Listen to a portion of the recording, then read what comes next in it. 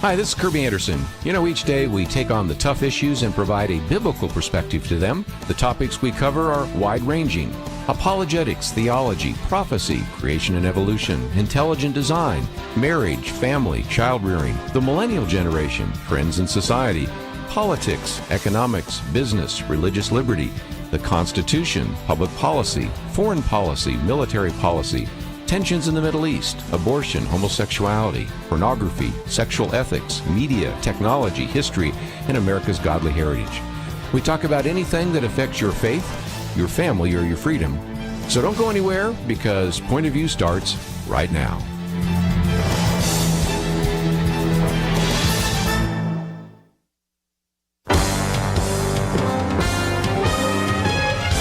Across America, live.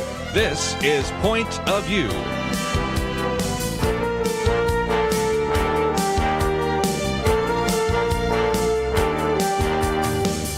And now, Kerby Anderson. Thank you for joining me today. It is the Tuesday edition of Point of View, and we are so grateful that you can join us today.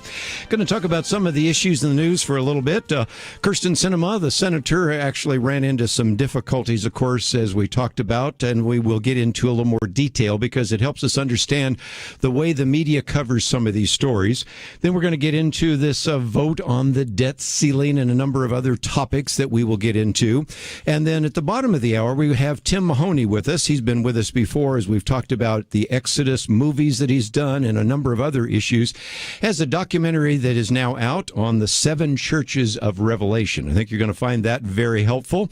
And so we'll spend some time with him. Then we'll get back into some issues in the news. But before we're done, we'll spend some time with Pastor Colin Smith next hour for a few minutes, because they have this really significant event, which is called the Virtual Tour of the Bible. So we're going to talk about everything from what's in the news to what is in the book of Revelation, to what's in the Bible, to a variety of votes that are taking place in Congress. So much more to cover, and we will certainly try to do that as the day unfolds. And if you'd like to join us at any point, that phone number is 1-800-351-1212. First article I have here, Chasing Kyrsten Sinema into a Bathroom is Not Normal, comes from Charles Cook, in which he, of course, is reminding us of something you've probably seen. I was looking just the other day. They say that has had 4 million views in social media. But in case you aren't on social media, or perhaps were not watching the news or were unaware of this, Senator Sinema, who is from Arizona, a Democrat, actually was involved in teaching at Arizona State University, has done this on a number of occasions, leaves the classroom and is immediately assaulted by left-wing political activists, who then continue to ask questions and follow her into the woman's bathroom. Now, the woman that you see in the video obviously is asking her questions while she's in a woman's stall, which I thought was kind of interesting. At one point, the Daily Beast said she locked herself in the bathroom. Well, I'm not usually in women's bathrooms, but I'm pretty sure when they go in the stall, they do shut the door. They lock it, okay? So to make that an issue is something. The person filming it, though, is a man. So, of course, I guess we don't have a problem with men going in women's bathrooms anyway, but you've got to understand that this is what most people would say is inappropriate. As a matter of fact, when it happened, I was noticing on Twitter a number of individuals, many of them are very conservative individuals, saying, I'm sorry this happened to her. It shouldn't happen to anybody, whether liberal or conservative, whether Republican or Democrat, and here it is. Now, you have to understand there's a predicate for this, because she actually is a senator from Arizona sitting in the Senate seat that was held by Jeff Flake. Remember what happened to Jeff Flake? This is when we were having the Brett Kavanaugh hearings, assaulted in the elevator. And, of course, nobody saw that as a problem. I did not know until reading some of the background that those activists were actually breaking the law. Maybe not as much as the January 6th individuals breaking the law, but they did do some things and broke some laws even to make that happen. But the bottom line is that this has all been simply kind of said as, well, that's just what we should expect. Washington Post said, well, it's just a frustration over Senator Sinema's refusal to fall in line with other Senate Democrats. They are maybe boiling over with some of their concerns and all sorts of other issues. And you might say, what? I mean, if this were almost any other situation, I would think that you would probably say that you would see media saying that this is very inappropriate. It's an attack on women, because she is a woman. This is an attack on the LGBTQ community, which she's a part of. It's an attack on democracy, but you saw nothing of the sort. Matter of fact, just the other day, you had the president basically saying, well, it's just kind of part of the process. Really? I mean, it needs to stop right now. But the reason there have been so many that have been willing to make some kind of excuses is back to one of these unwritten rules. And the unwritten rule is this: if the person making the attack is more liberal than the person being attacked, no harm, no foul. But if the person making the attack is less liberal, then a problem. If this had happened to Alexandria Ocasio-Cortez in the Capitol Hill building from maybe a moderate Democrat, it's kind of hard to imagine, but at least gives you the idea, this would be front page news. But instead it's like, well, that's just the way things happen.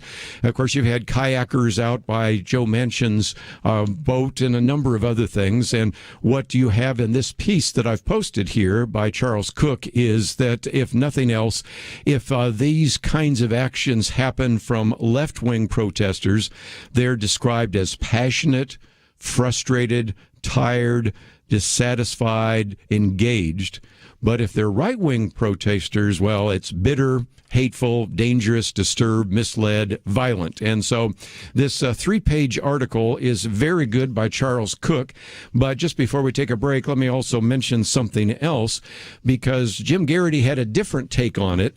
You've got to recognize that she replaced Jeff Flake, and we saw that happen to Jeff Flake. And as a good illustration, something we've talked about before, even in the studio, we've had people like a variety of commentators pointing out that sometimes the argument is for our liberal friends that conservatives are the enemy. Dennis Prager said, I think so eloquently, you liberals think the conservatives are your enemy. No, it's the left that's your enemy. And here's a good example of that. But Jim Garrity had a better idea. He said, if you think about this, Kyrsten Sinema is the new Howard Schultz. And he said, okay, stay with me. You might remember back when the election was being held, Howard Schultz, who was at that time the retiring CEO of Starbucks, said he was going to run as an independent. Well, that looked like it might actually cause a problem for the opportunity for whoever would be the nominee. And that, of course, could be, of course, Joe Biden or a variety of others, could actually be a problem. So he points out how instantaneously, how everybody who loves Starbucks, all of a sudden you started having Stephen Colbert, for example, joking, said, who hasn't been in a Starbucks bathroom and thought, the guy in charge of this should be in charge of everything? And he said, there really wasn't a widespread perception that Starbucks was a dump. After all, it sells 4 million cups of coffee every day. But the moment, in some respects, Howard Schultz strayed off of the leftist plantation and did something that might actually hurt the Democratic candidate, then you had people calling for a boycott of Starbucks, even though he was no longer the CEO. And Daily Beast even got complaining about the music selection of Starbucks. And this piece goes on to remind us of the plight of anybody who the left begins to target. And they've got Joe the plumber, they've got Brett Kavanaugh, they've got the Little Sisters of the Poor, Brendan Ike. You might not know him, but he was one of the founders of Mozilla. But when they found out that he'd actually given to a California referendum to define marriage between one man and one woman, they pushed him out. And so even though Kyrsten Sinema has never voted against any of the Biden administration's position on the Senate, she was the target the other day of the wrath of the left. And as I've said before, you might think that by keeping your head down and just going along with the crowd, you won't get targeted. Senator Sinema and Senator Manchin have figured that out only too well, that it comes to them as well. We'll be right back.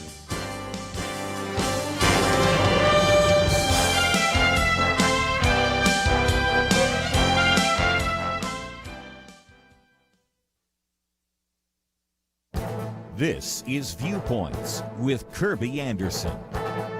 You know, for the last few decades, politicians and high-tech companies have been talking about the digital divide.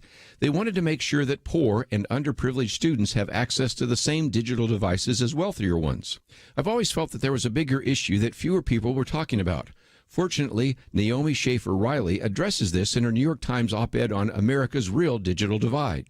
She warns that if you think middle-class children are being harmed by too much screen time, just consider how much greater the damage is to minority and disadvantaged kids who spend much more time in front of screens. One study, for example, found that minority children watch 50% more TV than their white peers. They use computers for up to 1.5 hours longer each day, and the amount of time Black and Hispanic children spend in front of any screen is substantially longer each day than for white children. Another study found that every additional hour of TV increased a child's odds of attention problems by about 10%. Kids who watched 3 hours a day were 30% more likely to have attention problems than those who watched none. The push from politicians and educators has been to bridge the digital divide and get computers and other technology into the classrooms. Apparently, minority students already have access to technology. One Pew Research report documents that African American teenagers are more likely to own a smartphone than any other group of teenagers in America. Put simply, the problem today is not a lack of technology in the schools, in the homes, in the hands of young people. The problem is too much technology. They're spending a significant number of hours each day in front of a TV screen, a video game screen, a computer screen, and a smartphone screen. I'm Kerby Anderson, and that's my point of view. For a free copy of Kerby's booklet, A Biblical View on Critical Race Theory, go to viewpoints.info/CRT.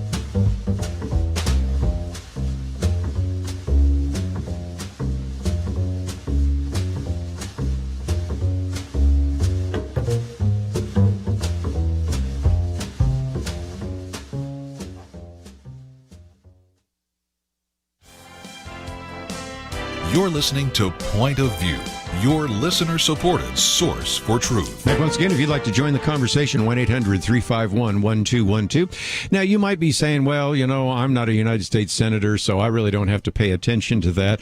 We'll maybe get to this a little bit more next hour, because now the Attorney General, that'd be Merrick Garland, has decided to actually use the FBI to use its authority against parents who actually threaten public school officials. Now, first of all, if you are listening right now and you've been very upset about your school district or about what the various individuals in some of these positions of authority in your kids' public education establishment are doing, be gracious, be civil, but you, when they say threaten, if the word threaten means I'm going to run against you in the next election, I think that's quite appropriate. If the threaten is we're going to go find a candidate and get you out of office, I think that's appropriate. If instead you're threatening some kind of violence or harm, then it shouldn't be. And of course, we will get back to this a little bit later, because there is a real need to make sure that whenever we interact with a public official, we may completely and passionately disagree with him or her, we should treat them with respect. After all, as Christians, we should follow the golden rule. Treat others as you would like to be treated. So we understand that, and I'll get into that in a little more detail, especially since next hour we're going to talk about this really disturbing poll that shows a very high percentage of Americans now want to secede. Okay, we don't need a civil war, we don't need secession, but it is an issue that quite a number of people have written about. David French had a piece the other day. Matt Vesta, which I'm going to quote from, has a piece there as well. So if you think that these are some issues we need to address, we will be addressing those a little bit later. But I thought for just a minute, we would get to the first article I've posted. The one I just mentioned about chasing people into the bathroom was the second article, but the first one I felt we should also mention very quickly. And that is, we need a vote on the debt ceiling. Now, why do we have a vote on the debt ceiling? Well, that was something implemented years ago. When you get to a point where you've reached your debt limit in your credit card, of course, most credit card companies will say, you know what, you need to pay that off. But in some cases, if you have really good credit, the credit card company will say, okay, we'll increase your debt limit. So what happens sometimes for you as an individual happens for the United States government. The difference is that the United States government has overdrawn its accounts so badly that we're at $28 trillion of national debt. And so this requirement to vote for a debt ceiling usually becomes very politicized. You will hear time and time again over the next few days, you probably heard it yesterday if you're watching the news at all, that President Joe Biden said it's just unconscionable that we can't get Republicans to vote for the debt ceiling, to increase the debt ceiling. Well, I went back and looked at the number of times that Senator Joe Biden voted against the debt ceiling. Most of those were times when, of course, George W. Bush was what? The president. And, of course, this is, again, one of those little secrets that if a Republican is in office, the Republicans vote to increase the debt ceiling, and the Democrats sit on their hands because they hope they can use that against them in a campaign or an election.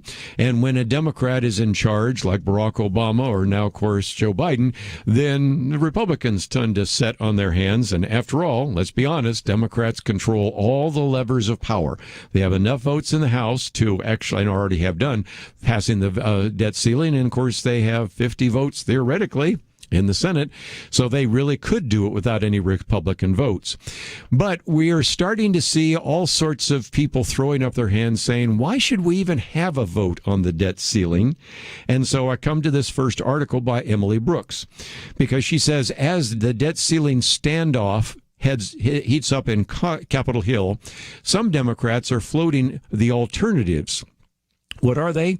A $1 trillion coin, not making this up, we'll get to that in just a minute, to avert a fiscal crisis, or else trying to figure out how Congress will no longer have to fight a debt limit fight. Okay, what are they talking about? Well, you have a couple of pieces of legislation being floated. I don't know that either of them have a great chance of passing the Senate, but I could be wrong on that. They both have a chance of passing the House. One of those comes from Brendan Boyle and the House Budget Committee Chairman, John Yarmuth. And these are individuals that would want to transfer the authority for setting the debt limit to the Treasury Secretary. And this has been actually lauded by the Speaker of the House, Nancy Pelosi, as an excellent idea. So let's just let the government decide in the executive branch what actually will happen in terms of the debt limit. That's a little bit like whatever credit card you have right now. Maybe you've got a Bank of America card, American Express, whatever, saying, we'll let you decide what your debt limit should be. And I think most of you go, that doesn't sound like a really good idea for me personally or for the federal government. But that's one of the ideas being floated right now. The other one is even more interesting, and that's Representative Jared Nadler. We've had conversations about him in the past when he was front and center on the impeachment of the former president, Donald Trump. And he wants to have a coin, which would be a coin that would be $1 trillion coin. Wouldn't you like to have that $1 trillion coin, which would be out of a certain kind of metal? Because it turns out that back in the 1990s, it's hard to believe, but nevertheless, back in the 1990s, there was a law passed which would authorize the Treasury Secretary to mint platinum coins, with the idea basically of giving those coins to coin collectors.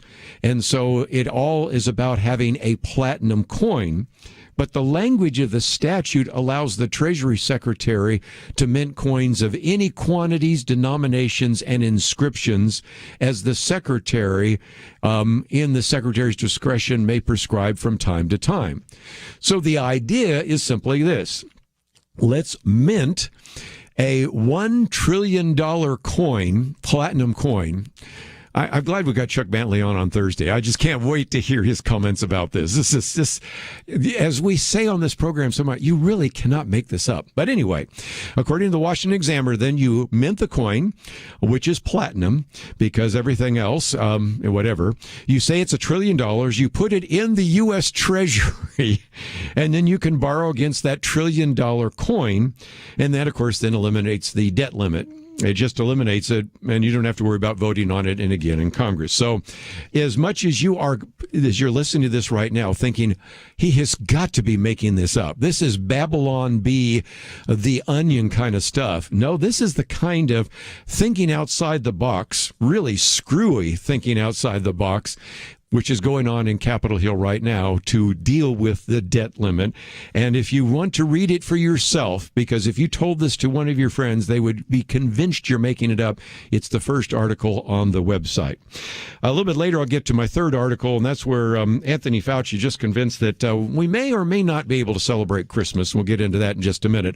But since we're talking about this budget deal, we now have quite a bit of evidence coming in that they are really serious about the IRS looking at your bank account. And the editors of the Wall Street Journal put it this way. On your next trip to the ATM, imagine that Uncle Sam is looking over your shoulder. As if your annual tax filing wasn't invasive enough, the Biden administration would like to look at your checking account. This is being proposed by the Treasury Secretary, saying, well, no one wants to have a platinum $1 trillion coin, by the way.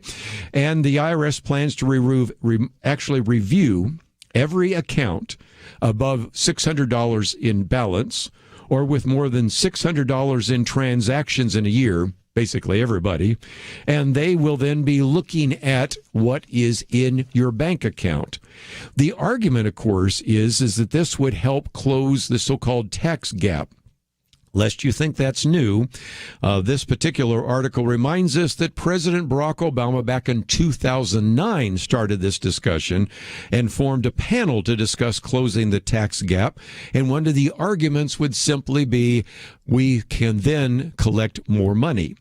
Now, the argument is always that we have the rich that aren't paying their fair share. Well, as you know, we have on this program talked about the fact that the confidential tax records of Jeff Bezos, Mike Bloomberg, and a number of others were exposed by ProPublica. And whoever leaked or hacked these records committed a crime. But now that they're public, the IRS had a chance to look them over. And so far, the IRS isn't launching an investigation on what they've discovered, which tells you that you think that all of this has to do with trying to gain more tax revenue. And I'll be the first to admit maybe it would gain some. But the reality is they're using that as a discussion point to say we need to close the tax gap. Thus, we need to look at everything in your bank account. And as I pointed out before, it isn't to find errant representations on your tax form as much as it's just to find out what everybody's spending their money on. And then that could sometimes be used against you later on, as we found out. Well, let's take a break. We will get back to some more of these issues, but we're going to welcome to the microphone Tim Mahoney, talk about his new documentary on the 7 churches of Revelation. We'll be back right after this. Having civil conversations about important issues seems to be harder and harder. Various media outlets tell people what they should believe, why they should be outraged, and getting people to actually think, well, it can be difficult. Whether it's the gospel, tax issues, social policy, or just about anything else, you need to have solid information and clear thinking to address the hard issues. You need God's truth applied. And that's what you get in less than 2 minutes with Point of View's Viewpoints Commentary, a daily resource to help you be informed and think through the things we need to be talking about. It is free and will arrive in your inbox each day when you visit pointofview.net/signup. Sometimes we know we should say something, but we're silent because we're not quite sure what to say. Viewpoints Commentary can help you break the silence and change the narrative. It can make you a more equipped agent for truth. Get your free subscription to the Viewpoints Commentary at pointofview.net/signup. Pointofview.net/signup. Point of View will continue after this.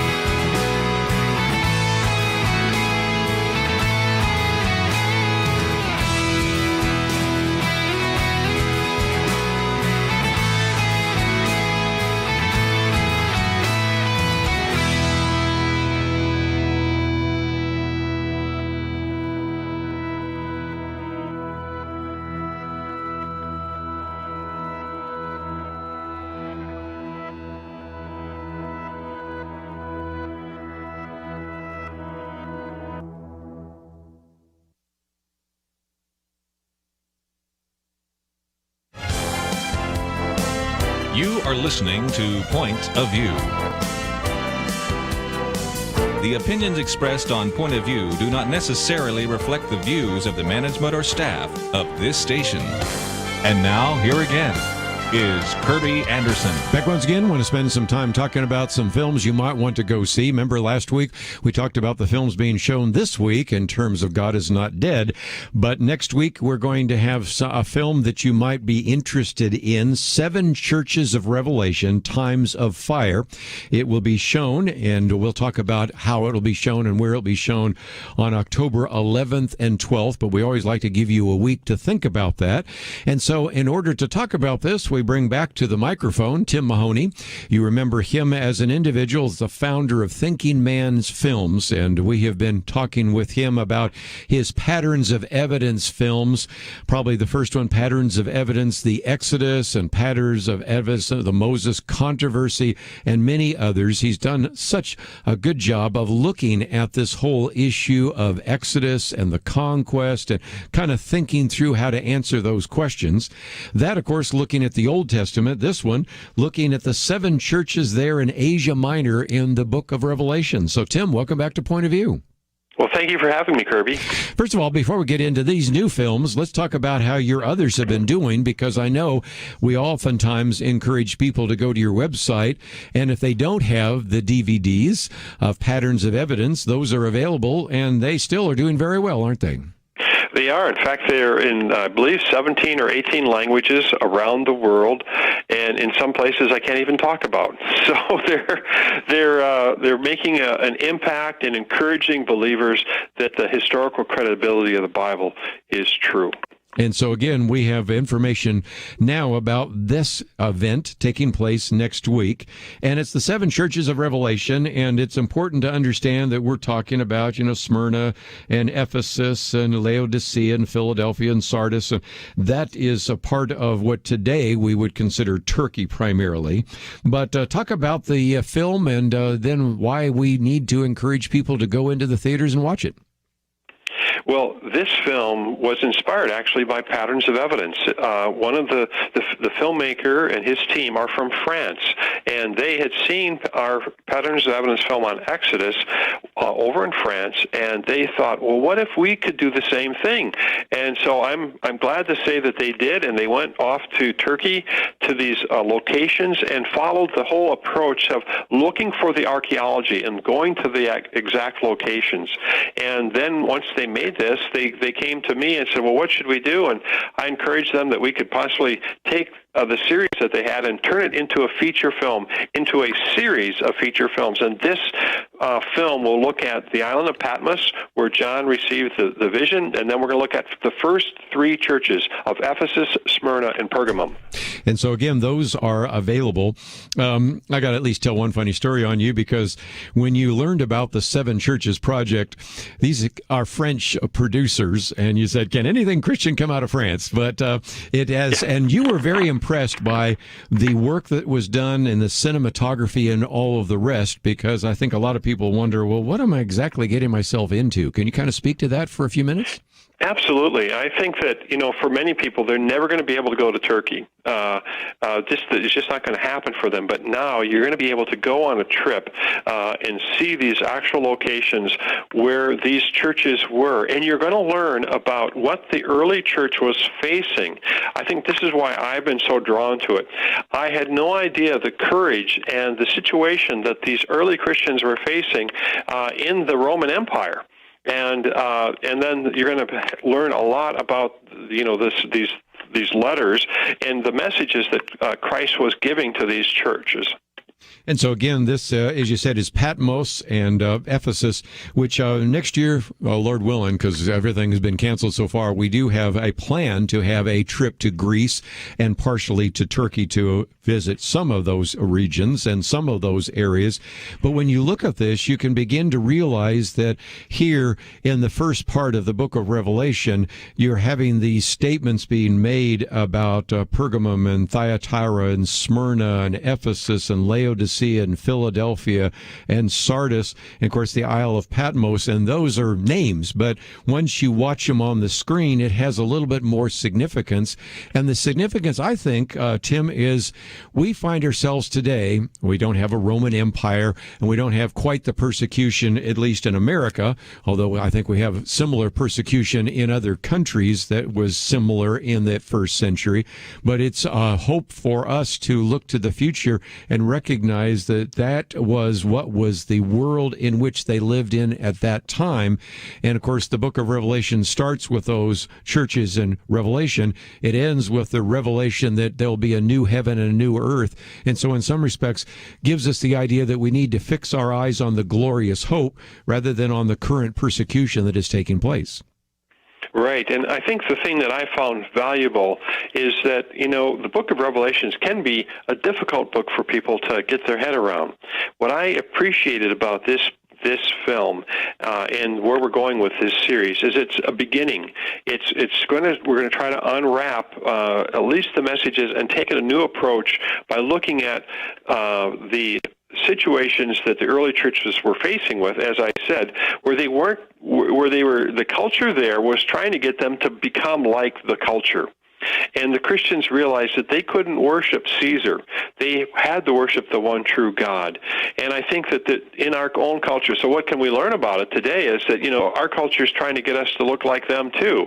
And in order to be a true follower of Christ, we're going to have to say, no, we need to follow the one true God. And I think the takeaway for me and why I got involved with this project is because I think there are parallels that you're going to learn about when you see this film and see the courage and the testimony to stand up for what is true and for the Word of God. You're going to see that testimony in the early church, and I think it's going to encourage an awful lot of people.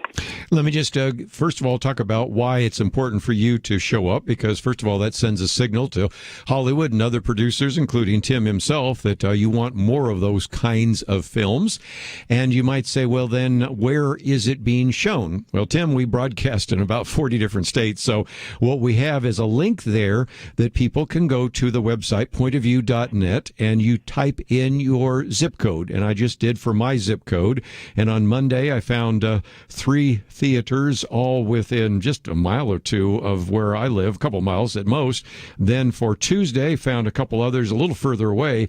But again, there is a great opportunity for most of our listeners, if they're in a place where there are theaters, to be able to watch that Monday or Tuesday. That would be Monday, October 11th, or Tuesday, October 12th.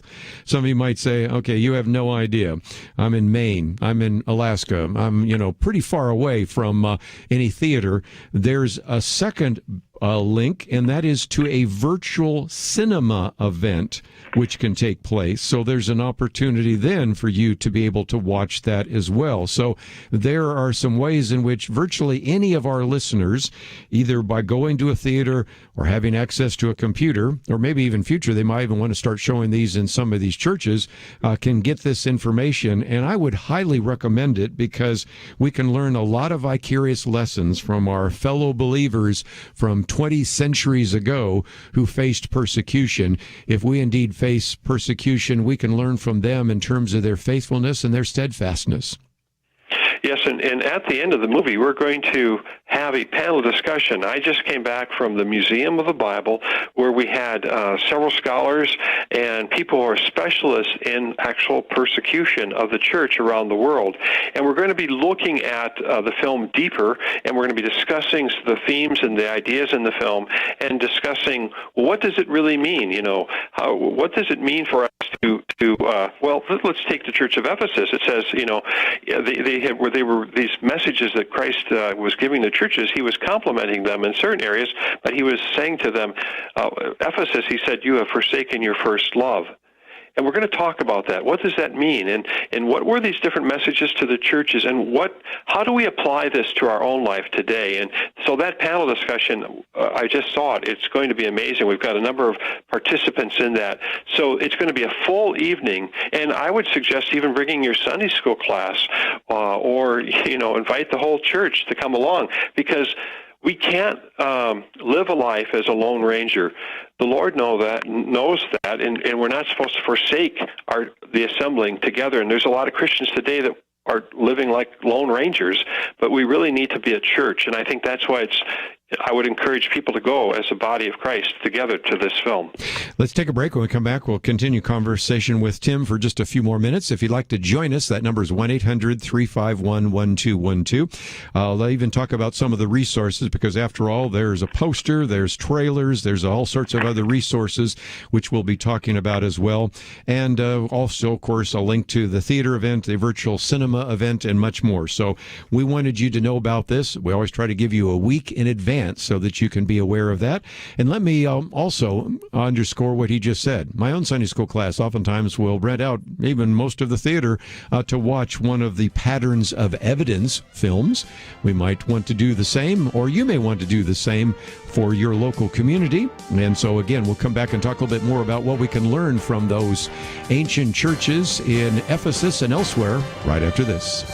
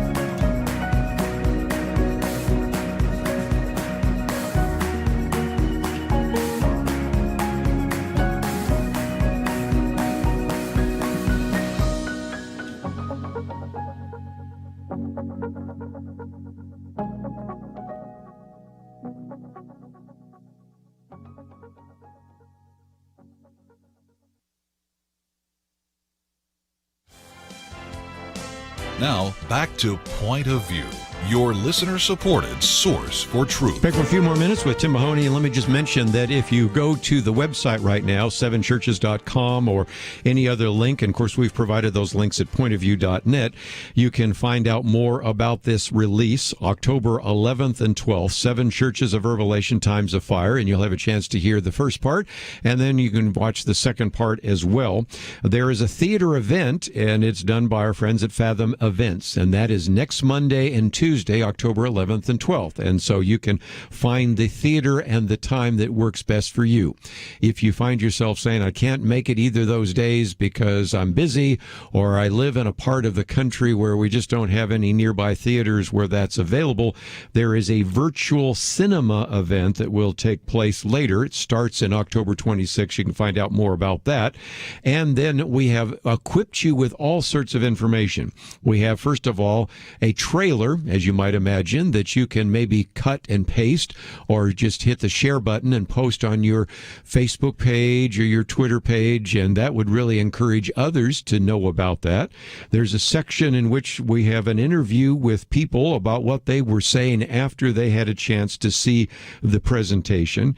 Then you have posters and you have trailers and other material that can be used, and this is something that you might want to then encourage your church or your Sunday school class to attend, and we're giving you an advance notice so that you can do something with it.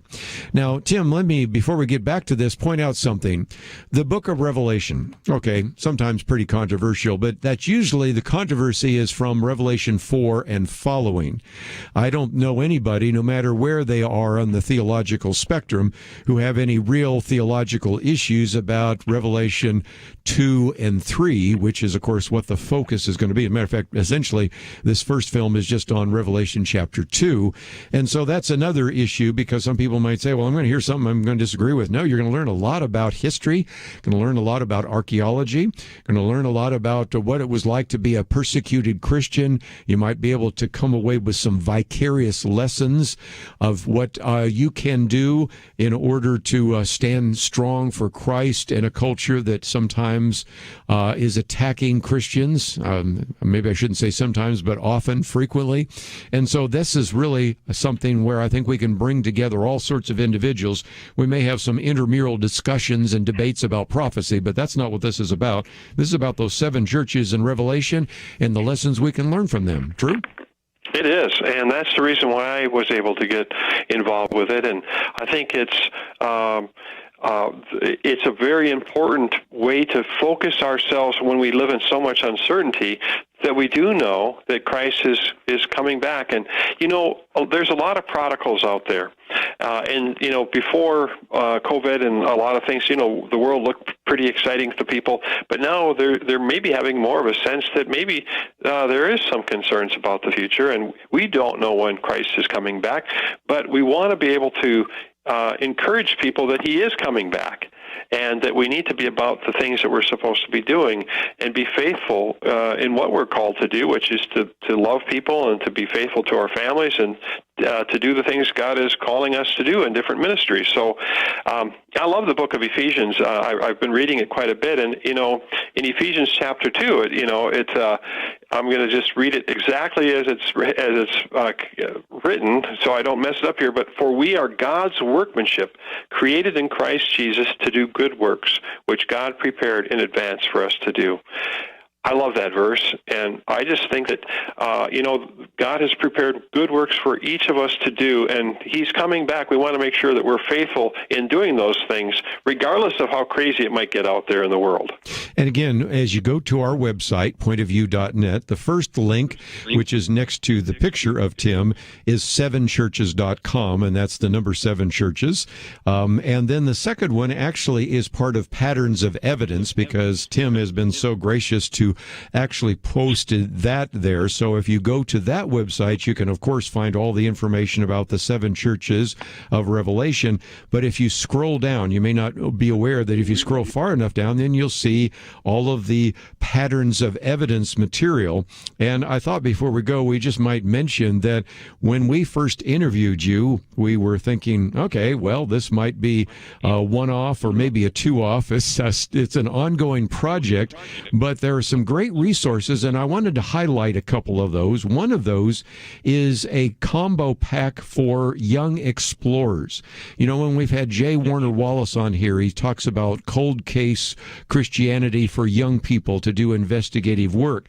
Well, you now have that material as well, because I'm constantly asked him, do we have things for younger people? And I oftentimes mention Lael Arrington's book, World Proofing Your Kids, and I mentioned some of these resources, but your resource would be great to get kids involved in archaeology and biblical reliability. Of course, you also have your Patterns of Evidence DVD series, which is called the Director's Choice Edition, so that maybe when you were in the theaters, you saw some of it, but you can't remember it all, or maybe it was a little too long and you just maybe forgot some of it, you have access to that. So when people go to Patterns of Evidence, they can find the 7 churches of Revelation, but they can also find a lot of your Patterns of Evidence DVDs and other resources, which I thought I would highlight before I let you go. Well, thank you for doing that. Yes, our focus has been the Bible, and God's Word is true. And I was challenged early on in this investigation over 20 years ago by people saying that there wasn't any evidence for the Exodus, and I almost became I hate to say it, but a doubter, an unbeliever. I didn't think I was going to, but there are times when we're told these things, and I persevered. And I just want to share that so many people are told that the Bible is not historically accurate or whatever, but I can tell you that these films will encourage you greatly in the events of the Exodus and the conquest, and now here we have the book of Revelation. So we went from Exodus all the way to the other end of the Bible, to Revelation, and we're just continuing to develop more and more films. We're working on Journey to Mount Sinai right now, which was coming out next year. Well, and I'm looking forward to talking to you about that one, too. And again, Patterns of Evidence, we have all that information, 7 churches of Revelation. And again, as he said, if you don't have a chance to go to Turkey to see this, of course, I hope some of you might come with us when we go to Greece and Turkey next year, if indeed that works out, and I hope it will. We'll take you to some of the places you'll see on film. So that is a great opportunity, and that's one of the reasons we wanted to highlight that today here on Point of View. So, Tim, look forward to the next opportunity as we talk about Mount Sinai. Well, thank you again for having me on your show. We've had him on ever since the beginning, and it's been quite a series. Patterns of Evidence, the Exodus, and the Moses controversy, and so many others. And again, we have all that links and all those links on the website. So let me encourage you to get that information. As you go there, you might notice that my Viewpoints commentary today is about the digital divide. And of course, there have been a lot of people trying to make sure that we close the digital divide, because the reality is that many people have access to the internet, and still some do not. Some children do, and most children do, I should say, and some do not. But I also point out in that piece that the real digital divide is what happens when too much of that digital input is part of your child's life. And so I quote from a piece that came out by Naomi Schaefer Riley, in which she calls that the real digital divide, because we find that individuals, and we're talking about children, really have been harmed by too much screen time. Well, we recognize a lot of them already had a lot of screen time because they've been doing online education. But these studies, once again, remind us that as valuable as the internet is, as valuable as screens are, I'm still a firm believer in reading books, and I'm a firm believer in letting kids get out and play and not spend all of their time in front of a screen. So that's a piece that I will come and talk about a little bit more next hour. And don't forget, since we're talking about the Bible, before we're done next hour, we'll be talking with, of course, Pastor Colin Smith about this event, the virtual tour of the Bible, coming up later this month. We'll talk about all that right after these important messages. Supreme Court Justice Clarence Thomas recently said, "The Declaration of Independence has weathered every storm for 245 years. It birthed a great nation. It abolished the sin of slavery, and it endeavored to address its effects. While we have failed the Declaration time and again, and the ideals of the Declaration time and again, I know of no time," said Thomas, "when the ideals have failed us." While some see our founding as fatally flawed and promote ideas that have failed every time they've been tried, at Point of View, like Justice Thomas, we still believe in America's ideals. And if you do too, make a difference today. Join the Truth Team as we promote the unchanging truth that gave us liberty and prosperity. Visit pointofview.net/team or call 1-800-347-5151. The original Americans responded to the call. Will you? Pointofview.net/team and 1-800-347-5151. Point of View will continue after this.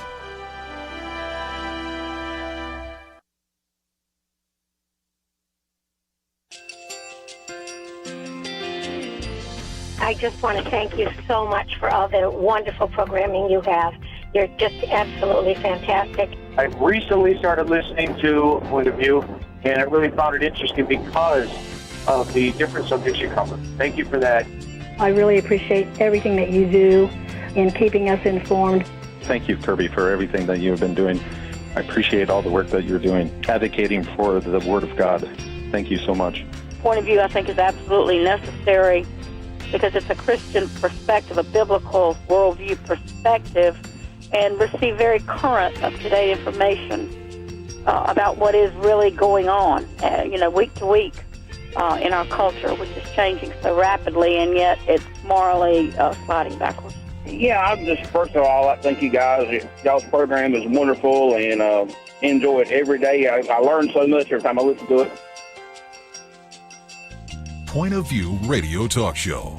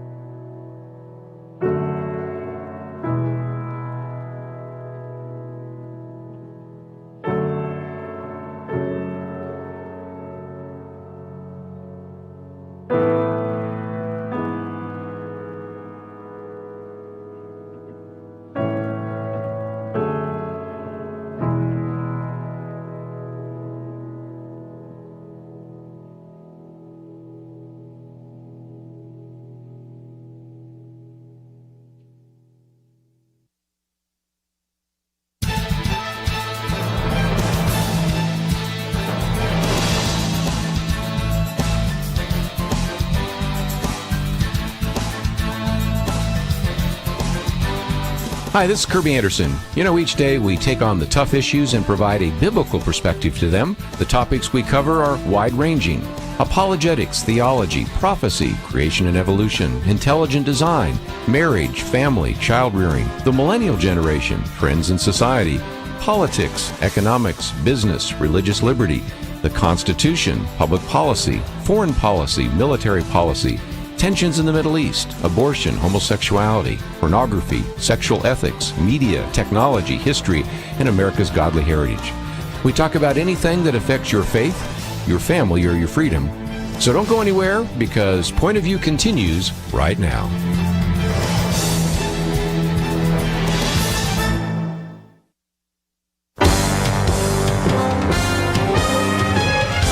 Across America, live. This is Point of View.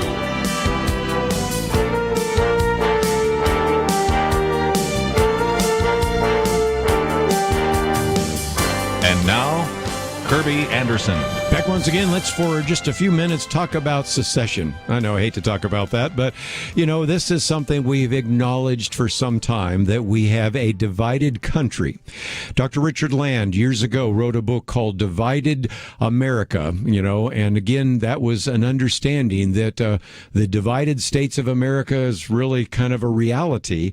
But even though we were divided, there weren't people talking seriously about removing themselves from the country. And yet, of course, more recently, we had David French on to talk about his book, Divided We Fall, America's Secession Threat and How to Restore Our Nation. And I looked it up, and we actually had him on. And again, you can find it both January 14th and January 5th of this year, in which we have either the article or it's actually the interview that we did with him. The first is, of course, the article on the 5th, and then which happened just before the January 6th issue, so you can imagine all that. And then, of course, the book. So you can go to Point of View and find some of that. You'll have to use the search engine to do so, but it illustrates the fact that that has been something that we've been talking about for some time.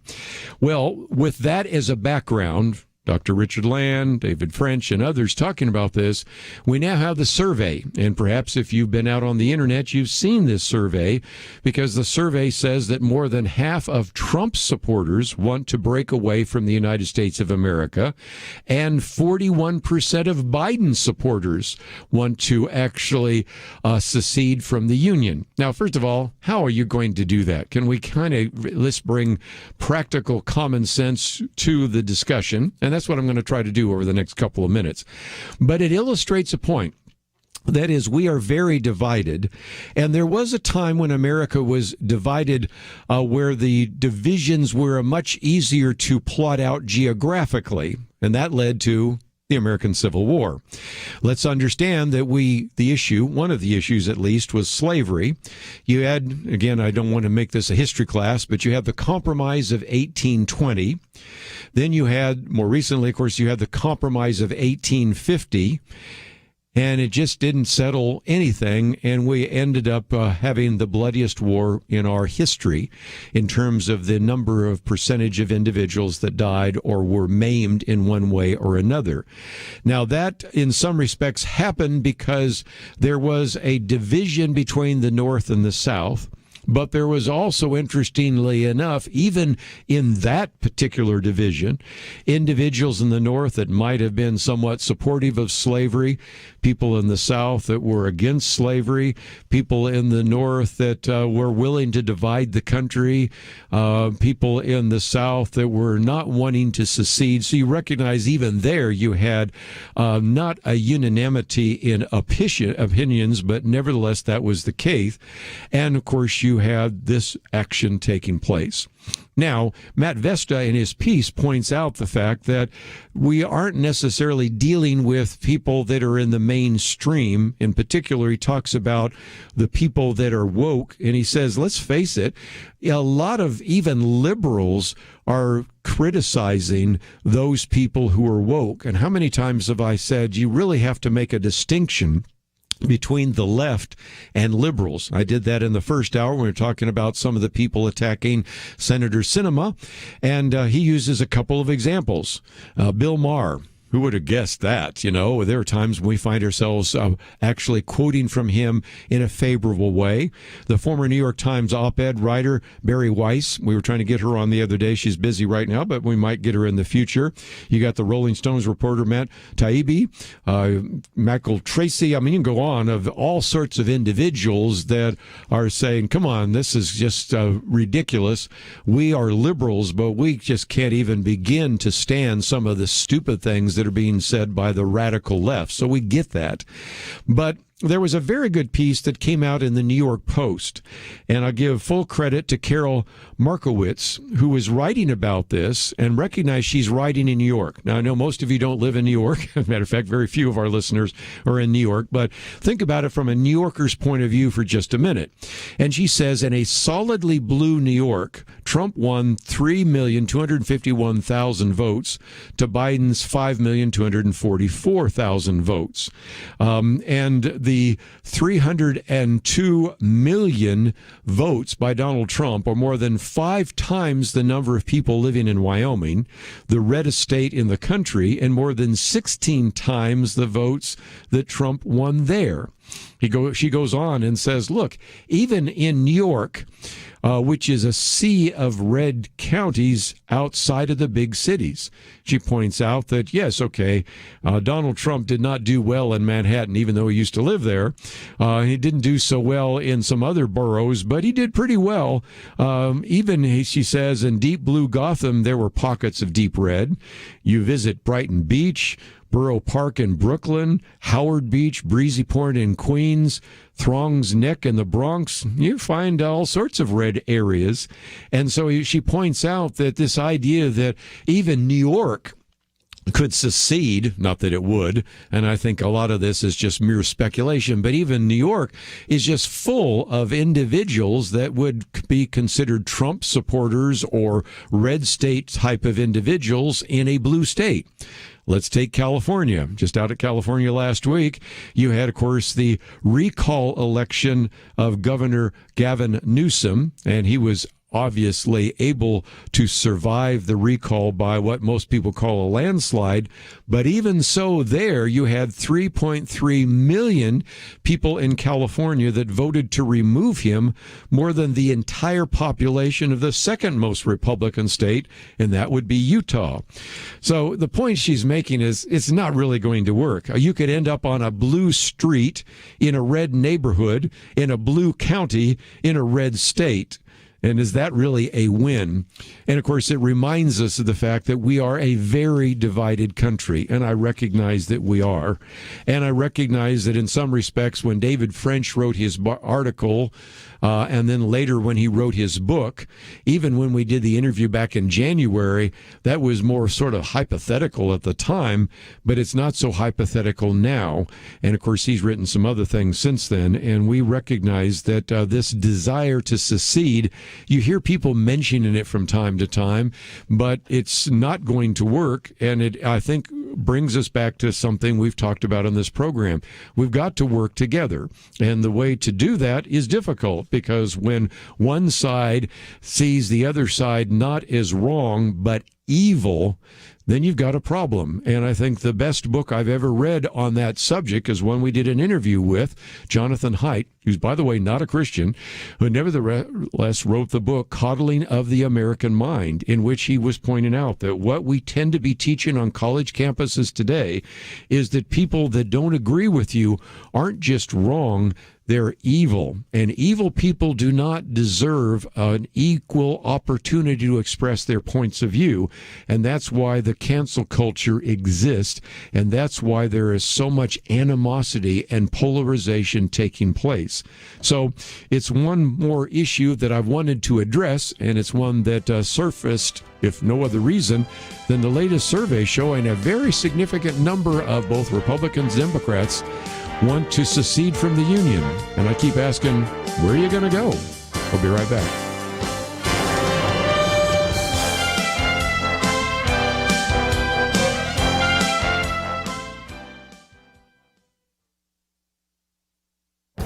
This is Viewpoints with Kerby Anderson.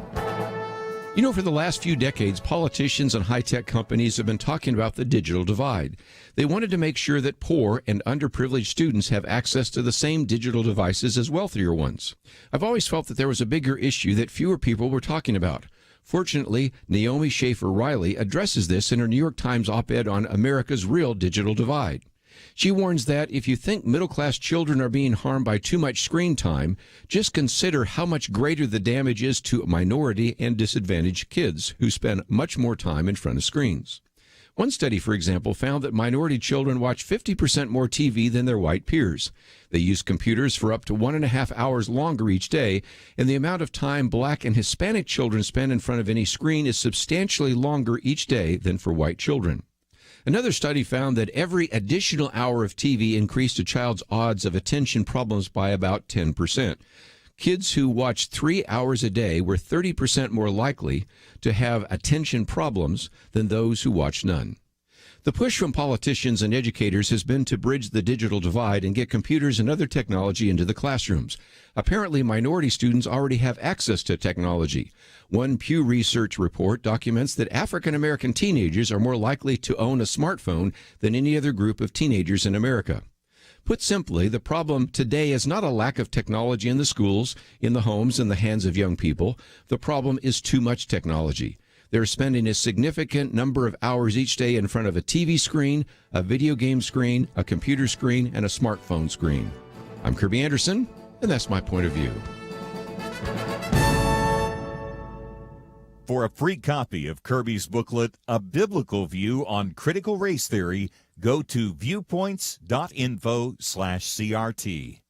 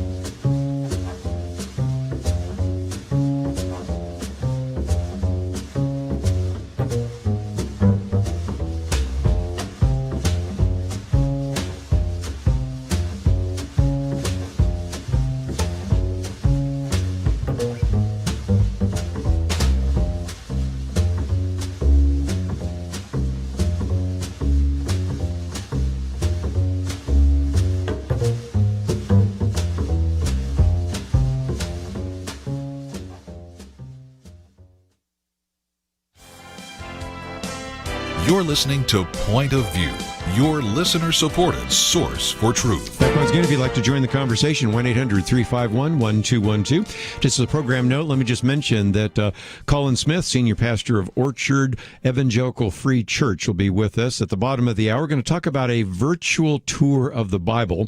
This is going to be an opportunity for you to go online and really learn quite a bit about the Bible, and sometimes we need that. I've always loved the Walk Through the Bible series that they do, and this is something where you can register, and it in a few hours will help you know about 5 people you should know from the Old Testament, 5 key events in the life of Jesus, 5 gifts God gives to every Christian. It's a really powerful online tool that is there, and so just some great resources that we'll be talking about with him. We'll get into more of that detail in just a few minutes. Let me just real quickly mention something that I talked about before. When you talk about this polarized society, one of the things that certainly has polarized is what's happening in the schools of America. And that has led to the Attorney General wanting the FBI to use its authority to investigate some of the presentations being given right now in front of school boards. It's led to the National School Board Association calling for the government to declare these individuals that threaten school board members to actually treat them as the equivalent to a form of domestic terrorism and hate crimes. Now, again, if an individual is actually making a threat of violence, I do believe that that should be investigated. we certainly would encourage any of you that are concerned about what is happening in your child's school, your grandchild's school, to express your opinion to the school board. And if the threat is on the level of, well, we're just going to run against you, we're going to go find an opponent, or I'm going to run against you, and we'll defeat you at the next election, I think that's part of the political process. If instead you say, I'm going to come to your home, or if you're going to be like a lot of the left-wing activists that have been outside of the home of Brett Kavanaugh, or outside of the home of Senator Manchin or Sinema or something like that, okay, once you violate a law, you need to be prosecuted just like anyone else. But the bottom line is that a lot of this is surfaced because a lot of parents for the first time have said, is this what we are teaching our kids? And some of that happened simply because of the pandemic in the lockdown, and they began to realize what was being taught, or in some cases what wasn't being taught, and they began to be very concerned. At the same time, especially since a lot of these activists have felt like they now have permission from this administration, they have moved ahead with teaching what would be considered very explicit sex education, which is not age appropriate, teaching critical race theory, which is fallacious at the very foundational level, and all sorts of other issues. And so this is why the Attorney General Merrick Garland has called on the FBI to use its authority against parents who threaten or use violence against public school officials. Now, again, don't disagree with that. I support it wholeheartedly if we can at least have some definitions. What is so specific about this, and you can go and look at the memorandum that came from the Department of Justice. And again, if you tend to read critically, and I hopefully do that, you will notice something that is missing, a definition of what crime is. Okay, what is the crime? You know, it's to be saying, well, there's a disturbing spike in harassment, intimidation, threats of violence. Okay, harassment. Okay, sometimes some people have said some things in a podium or in front of a school board they shouldn't say. Is that harassment? Well, that's different than if you come to the person's home or you harass them, or they have to have police to get those individuals on the school board to their cars safely. So again, let's, use words effectively. Let's have proper definitions, because there are times when I will be the first to admit people go a little bit overboard. After all, you're talking about their kids. It's understandable why sometimes they get really upset. But I've seen enough YouTube videos where people are angry, or in some cases where they're actually reading from the textbook and the school board is offended by that. Think about this for a minute. I'm reading from the textbook and reading words out loud that are being taught in the classroom are offensive to the school board. Ding, ding, ding. Does that not surprise you that maybe we should do something about it? Of course, the answer is yes. So did want to address that real quickly. But my third article, which we do want to get to, is the backlash over the interview with Anthony Fauci at NBC, in which he was asked a very specific question by Margaret Brennan. Can we gather for Christmas, or is it just too soon to tell? And of course, you know the answer. Anthony Fauci said, well, Margaret, it's just too soon to tell. And the backlash that came. Now, I don't think he deserved all of it, but he was answering a specific question. So he came back and tried to clarify that by simply saying, I'll be spending Christmas with my family. I encourage people to have a good, normal Christmas with your family. And he was simply trying to say that I can't really say, because after all, sometimes COVID infections go up or go down. But when he's now getting so upset about the people misinterpreting him, no, that's what you said. That's how you answered the question. And the inability to answer the question from an individual that people have looked to for medical information shouldn't surprise you, because whether you asked for it or not, you've been almost deified and given a very large platform to speak to this issue of COVID. And so the reaction is understandable. But I did, just to be fair to him, post this as the third article. Should we gather for Christmas Christmas, or is it too soon to tell? I suspect most of you are going to be gathering for Christmas and can't believe that he couldn't say, if it all goes well, yes, I don't see any problem. But nope, can't say that, because just never want to actually say that the situation is all clear. But while we're mentioning that, I just very quickly will mention something I know we'll get to later in the week, and that is our friends at Project Veritas have a video that's now come out. And don't you love this?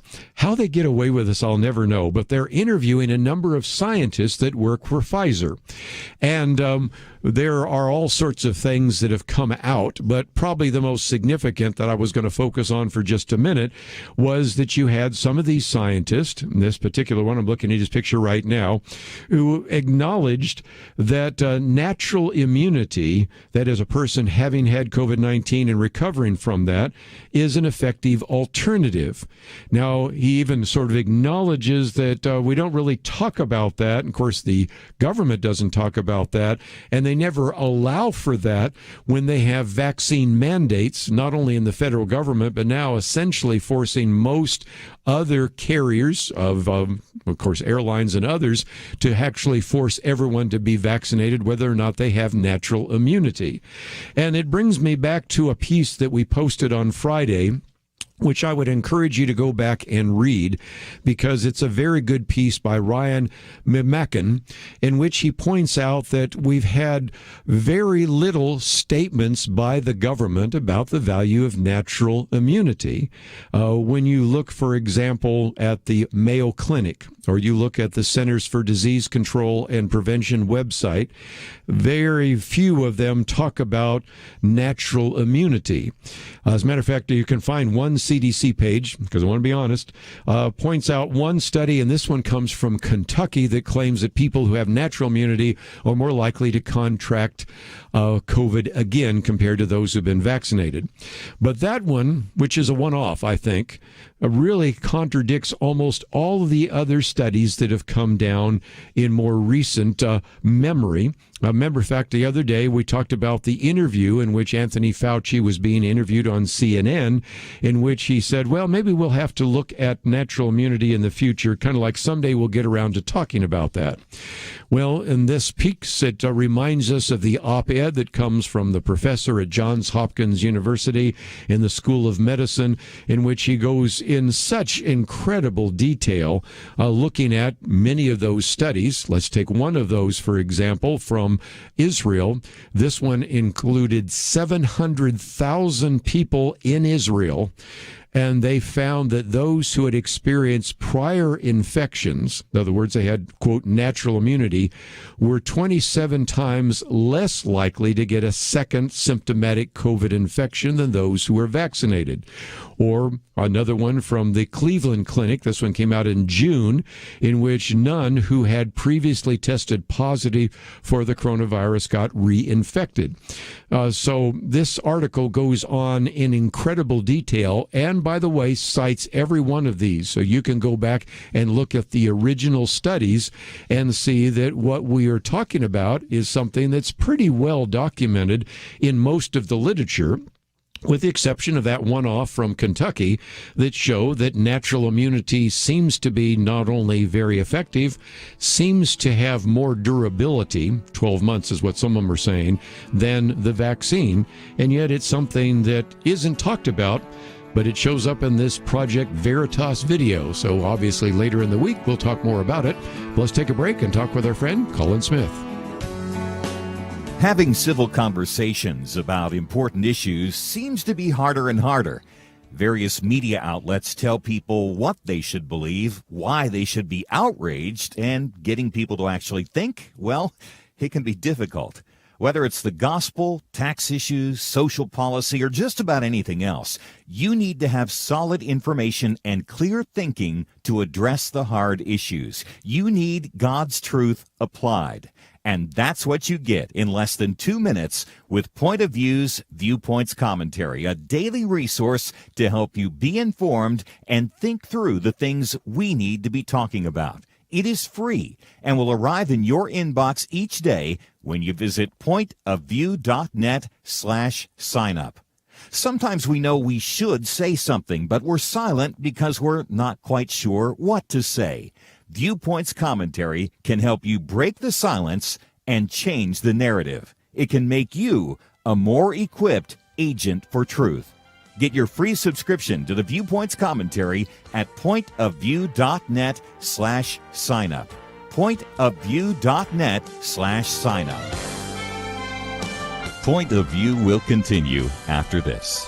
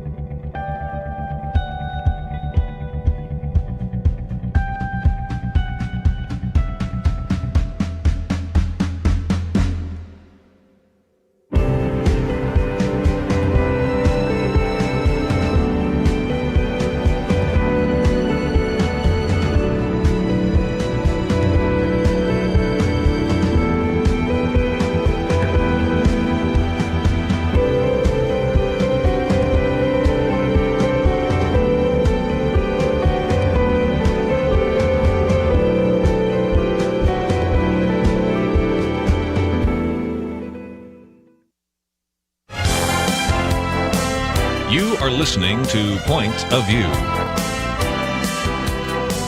The opinions expressed on Point of View do not necessarily reflect the views of the management or staff of this station.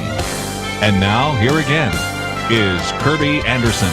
You know, on Point of View, we talk about biblical illiteracy and the real desire to get you into the Bible and to get the Bible in you so that you live a Christian worldview and to really live a Christian lifestyle that can be a model for the watching world. And so I wanted you to know about an event that's going to be taking place a week from Saturday. It's October 16th, a virtual tour of the Bible. And in order to explain this, we go to our friend Pastor Colin Smith. He's the senior pastor of the Orchard Evangelical Free Church, also the founder and teaching pastor of Unlocking the Bible. Born and raised in Edinburgh, Scotland, and trained at the London School of Theology with a bachelor in theology, a master of philosophy, and for a while was the senior pastor there of the Evangelical Free Church, the Enfield Evangelical Free Church in London. You may know him from many of his books, Momentum, Pursuing God's Blessing Through the Beatitudes, but also ones that are relevant today, the 1-year Unlocking the Bible devotional, 10 Keys to Unlocking the Bible, and of course he has been sharing around the world Unlocking the Bible. We're going to talk about this event on October 16th. So, Pastor Colin Smith, thank you for joining us today here on Point of View. Kerby, thank you. It's a great pleasure. Appreciate you having me on your program. We have a link to your website, and actually it's to the event. And a little bit later, we'll also talk about your website, Open the Bible. But we have an opportunity for people on that Saturday. And I know people are busy Saturday, but I think this would be time well spent. Anytime we can have people see the scope of the Bible, it is helpful. And as a result, you'll know of different Bible characters that you should know about, simply various landmark events in the life of Jesus, gifts that God gives every Christian. So give us an overview of what you're going to be doing and how people can participate. Yeah, thank you. It's think of it as being like a high-altitude flight over the entire Bible story in less than 3 hours in a free online event. We're going to go from Genesis to Revelation and at least get an overview of what the Bible story is really all about. Kerby, you know, I find a lot of people know stories from the Bible, you know, Jonah and the whale, David and Goliath, and so forth and so on. But many people don't see that the Bible itself is one big story. It begins in a garden, it ends in a city, and all the way through it's about the Lord Jesus Christ. So we're going to take people through that story in less than 3 hours. And the way I think of it is this, you know, when our family go to a place that we've not been before, we usually find it helpful just to try and get the lie of the land. You know, what is there here for us to explore? We've got a few days in this area. What should we not miss? And getting an overview is really helpful. And so that's what this does. For someone who's relatively new to the Bible, it will be like a kind of orientation, a place to begin, a starter. For people who know and love the Bible well, as I'm sure that would describe many of the folks who listen to your program, this is an opportunity to say, who can I reach out to who needs to know the God of the Bible? And maybe I could open the Bible with them. We're really keen to try and mobilize Christian believers to open the Bible with others. And this overview is really a good way to begin that. And we hope it'll be a useful tool that others can not only benefit from, but actually use themselves with other people. Well, I'm glad you brought that up because that was one of the things I wanted to get to. I had a piece recently that was posted in which, you know, we always hear Field of Dreams, if you build it, they will come. And I said, well, we've built 350,000 churches and they're not coming. We need to go to the non-Christian world because most of them are not going to walk in the door of your church. But just imagine if you went to talk to your neighbor and said, you know, we're going to have this event. We're going to watch it on computer. It's going to be simple. It's only afternoon there on a Saturday. Not hard at all. I'm not asking you to come to church. There's no offering that's going to be passed. Nobody's going to ask you to say anything, but this would be a way for you to know the Bible a little bit better. And it's interesting because a very significant number in one of the Barna surveys found that most Americans said they wish they knew a little bit more about the Bible. It could be a very non-threatening way to introduce somebody to the Bible and to then introduce them to why they should maybe read the Bible. And of course, if they do, we recognize the Holy Spirit might work in their lives. So I see this as a great training event for Christians, but I'm glad you brought that up because I see this also as a great evangelistic event as well, don't you? Absolutely, yes. And the statistics from surveys, Kerby, that you're quoting, I think are very, very encouraging indeed.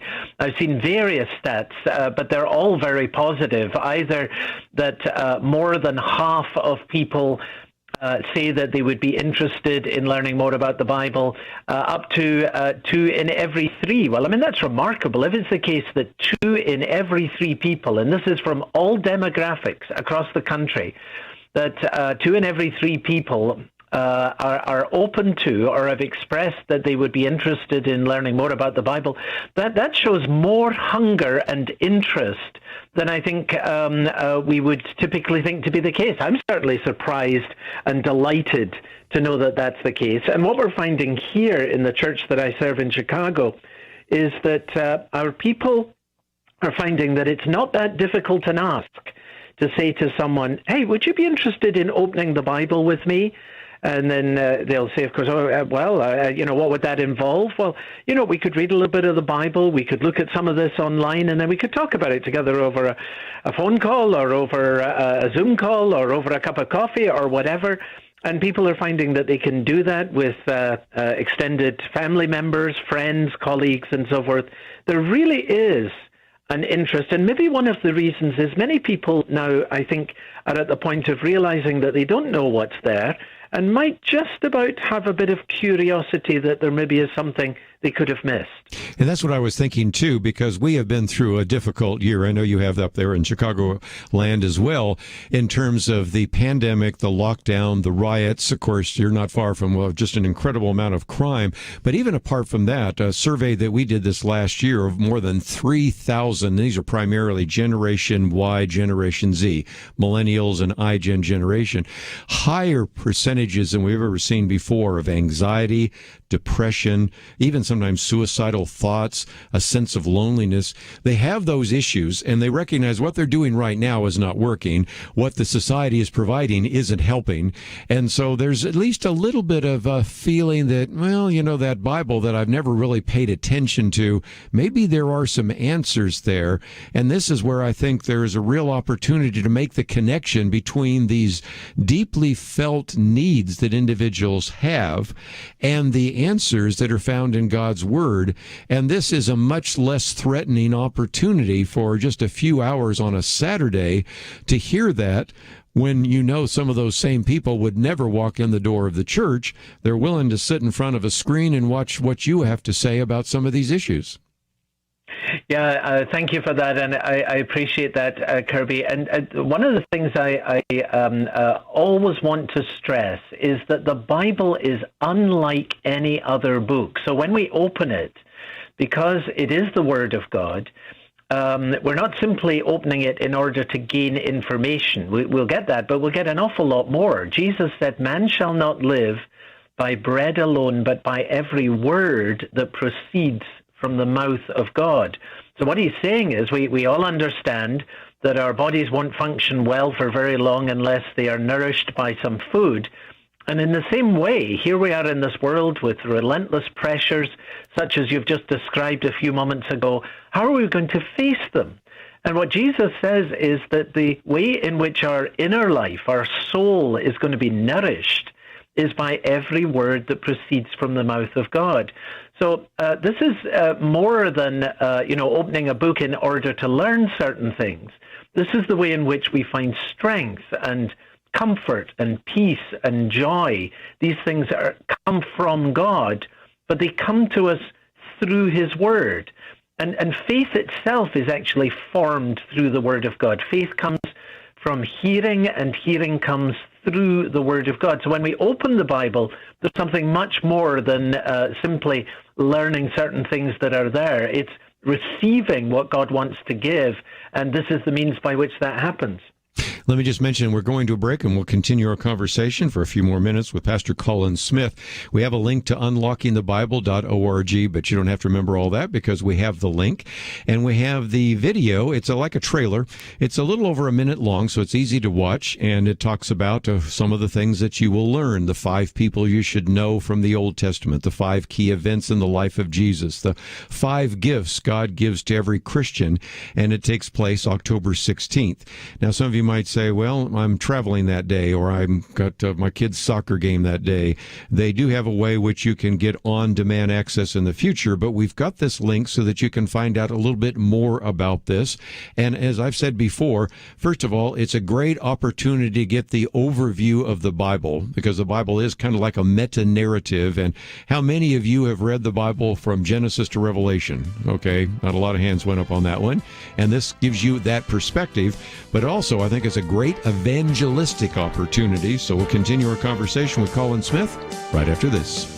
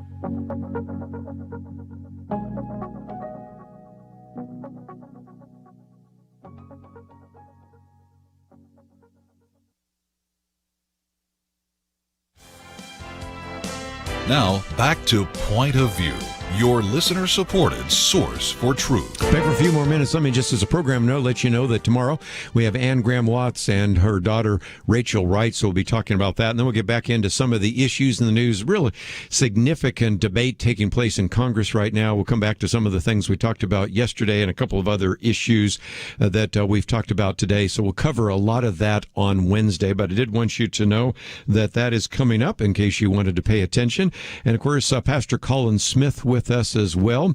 And we are talking about, of course, this virtual tour of the Bible, October 16th. And Pastor Smith, for just a minute, they might say, well, is there a cost? And is there going to be some breaks? If I'm going to schedule this, you know, what am I entailing to do? Of course, I can watch it by myself, but I want to invite people in. I want to know kind of what am I inviting them to and how Christian is it going to be and some of that. Can you give us a little bit of an overview? Yes, well, it's a free event, and there'll certainly be breaks in the less than 3 hours. There'll be 3 40-minute sessions and then some brief breaks in between so that folks can go and make a cup of coffee. And so it's going to be an easy introduction to the Bible. And for anyone who can't be there on the 16th, if you register at unlockingthebible.org, you'll get on-demand access to the material, so you can use it for yourself, share it with others anytime after the 16th. But we are asking people to register. It's a free event, but you have to register for it at unlockingthebible.org. As you go there, of course, you can register and give your email. I might just encourage you to scroll down a little bit further, because you can get the Unlocking the Bible's weekly email, because I have such high respect for Pastor Colin Smith. But let's talk about one other event. Well, actually, it's a website, but this event gave us an opportunity to talk about openthebible.org. So the first one is unlockingthebible.org, which, of course, is the event. And that takes place October 16th. And I really encourage you to sign up. Like we said, even if you can't attend, I happen to be on an airplane at that particular hour, but will I be able to see it? You might have a kids or grandkids soccer game. You say, okay, that just doesn't work in my schedule. That's just fine, because we encourage you to then get it on demand later. I think the best is to do it live, but I recognize that we all live in that world. But if you go to openthebible.org, of course, you also have the virtual event, but you have a lot more of resources there as well. So talk about that, because I want to get, as I said, the Bible into our listeners, and then I want them to actually then take that Bible out into the world. And sometimes we have just whole gaps in our understanding of the Bible, and that gap in our systematic theology, that gap in our biblical understanding, is affecting the way we live the Christian life, and it maybe keeps us from being the effective Christians that God wants us to be. Yeah, that's right. So at Open the Bible, we have other fuller journeys through the Bible story. We've talked about the event on October the 16th as being like a kind of a flight in which you get an overview of the Bible story. Well, we also want to offer a drive, as it were, get down on the ground and rather than fly over, take more time and drive through.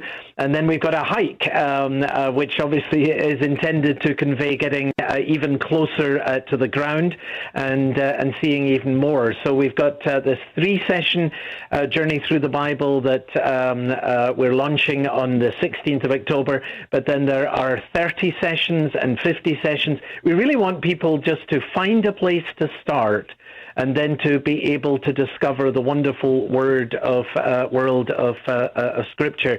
And one of the things that is really valuable about seeing the whole of the Bible story, and I know, Kerby, this is very close to your heart and your ministry, is that the Bible is what theologians call a progressive revelation. In other words, step by step, God unfolds the building blocks, as it were, that we need in order to understand who he is, who we are, who Jesus is, why he needed to come into the world, what he accomplished, what he's able to do for us in our lives today. Step by step, the Bible story leads us into an understanding of these things. So people who don't really have a clear sense of who is God, who am I, what's the world, what's it for, the Bible step by step takes us through what we need to know and to grasp in order to be able to see the big picture, and then to be able to move forward in terms of living faith in the Lord Jesus Christ.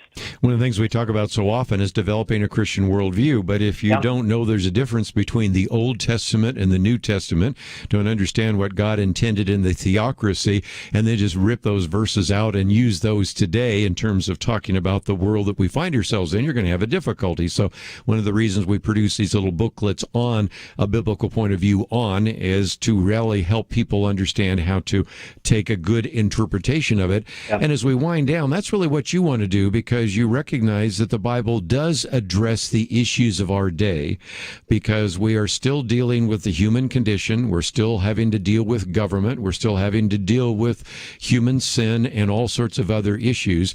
And for our listeners out there that think that, well, the Bible was great for people in previous centuries, but it has no relevance today, I think if they actually spend some time going through either, of course, this great virtual tour of the Bible, or even listen to some of your messages at unlockingthebible.org, they're going to say that it's as relevant as it ever was, and we need to take these principles that we have in Scripture and apply them to our 21st century world.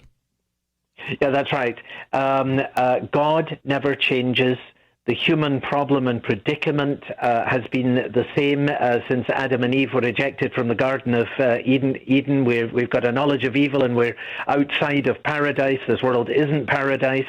And God's answer to our problem remains the same. And so, although in many, many ways the particulars of life change, the fundamental realities do not. And it just is remarkable to see the way in which, from hundreds of years ago, the books of the Bible speak directly into our lives, our anxieties, our challenges, our predicaments today. And so to open the Bible is just the most marvelous thing. Well, again, if you find yourself saying, okay, where do I go? You can go to unlockingthebible.org/open, or of course we already have that link there, which we have listed as the virtual tour of the Bible, and that takes place October 16th. Of course, you can go to unlockingthebible.org just to find some of the great messages by Colin Smith. And of course, we mentioned one other website where if you say, okay, I like a flyover, but yeah, maybe I'd like to have a hike, I might like to even take a tour, that's openthebible.org, and we'll have all that information available to you at the website at pointofview.net. Pastor Colin Smith, always appreciate the great work that you do, and thank you for joining us today here on Point of View. Kerby, it's always a pleasure. Thanks so much for having me on your program. Well, let's take a break, and I hope you've appreciated that today. For some of you, you might say, are you working on your Scottish accent? Because we had Stuart McAllister yesterday, and we had Colin Smith today. You know, if I start talking about a book or something like that, you know, it's kind of rubbed off on me, but it's been fun to have some of these great Scottish teachers and preachers that have been with us. But tomorrow, as I mentioned, we have Anne Graham Lotz and her daughter, and I'm looking forward to that interview, and then I'm looking forward to getting some other issues in the news, some real concerns that are starting to surface, not only just out of some pieces of legislation, but all sorts of people talking about vaccine passports. Did you hear the other day they're talking about an internet passport? What? Well, you know, after all, if we had Facebook coming down and there's hackers, maybe we have to figure out who we let on the internet. This has just gotten crazy. So we will be talking about that tomorrow. But first of all, if you want to find some of the articles I've mentioned, they're on the website, pointofview.net. If you want to find out about the two different interviews we've done, those are there as well. Most importantly, I want to welcome Andrew back, and also want to thank Steve for the help behind the scenes. Have a great day, and we will look forward to seeing you tomorrow right here on Point of View. Supreme Court Justice Clarence Thomas recently said, "The Declaration of Independence has weathered every storm for 245 years. It birthed a great nation. It abolished the sin of slavery, and it endeavored to address its effects. While we have failed the Declaration time and again, and the ideals of the Declaration time and again, I know of no time," said Thomas, "when the ideals have failed us." While some see our founding as fatally flawed and promote ideas that have failed every time they've been tried, at Point of View, like Justice Thomas, we still believe in America's ideals. And if you do too, make a difference today. Join the Truth Team as we promote the unchanging truth that gave us liberty and prosperity. Visit pointofview.net/team or call 1-800-347-5151. The original Americans responded to the call. Will you? Pointofview.net/team and 1-800-347-5151. Point of View is produced by Point of View Ministries.